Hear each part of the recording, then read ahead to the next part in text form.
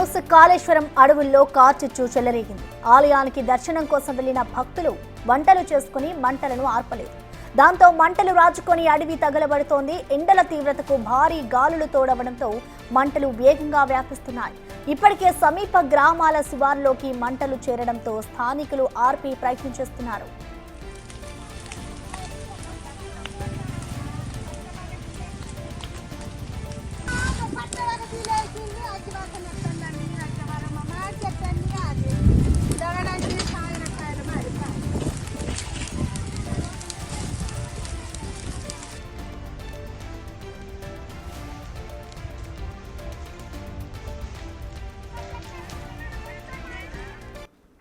ఈ ఘటనపై మరింత సమాచారాన్ని మా ప్రతినిధి వేణు అందిస్తారు. వేణు, చెప్పండి, ప్రస్తుతం మంటలు అదుపులోకి వచ్చాయా? దీనికి సంబంధించి చుట్టుపక్కల ఉన్న గ్రామస్తులు, అటవీ అధికారులకి ఏమైనా సమాధానం, అక్కడ సిచ్యువేషన్ కి సంబంధించి ఏమైనా వివరాలు సేకరించారా? అధికారులకి ఇన్ఫర్మేషన్ ఇచ్చారా?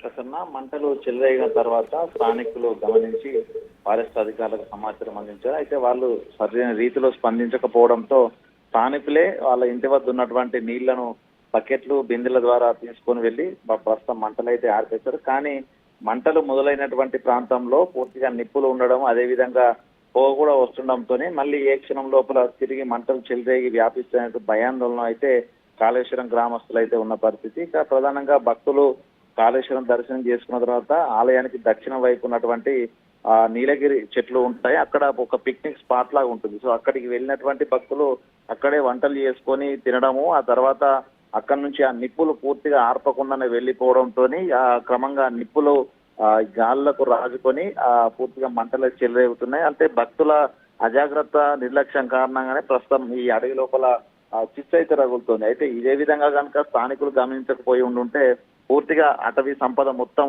మంటకు ఆహుతయ్యేది. అదేవిధంగా రాత్రి వేళల్లో కనుక ఈ యొక్క గమనించకపోయి ఉంటే పూర్తిగా గ్రామం లోపలికి మంటలు వ్యాపించి ప్రాణనష్టం సంభవించే అవకాశం ఉంటుంది. ఓవైపు ఫారెస్ట్ అధికారులు సరైన సూపర్విజన్ చేయకపోవడము, భక్తులు కూడా నిర్లక్ష్యంగా వ్యవహరించడంతో ఇలాంటి ఘటనలు జరుగుతున్నాయి. ప్రస్తుతము ఓన్లీ పొగలు మాత్రమే వస్తున్నాయి. పూర్తిగా మంటలను అయితే ఆర్పేశామంటూ స్థానికులు అయితే చెప్తున్నారు. కానీ ఆ పరిస్థితి ఎండ తీవ్రత విపరీతంగా ఉంటే మాత్రం తిరిగి ఆ మంటలు చెల్లయ్యే అవకాశం ఉంటుంది. కాబట్టి అడవి లోపలికి వెళ్లే భక్తులకు సరైన సూచనలు ఇవ్వాలి.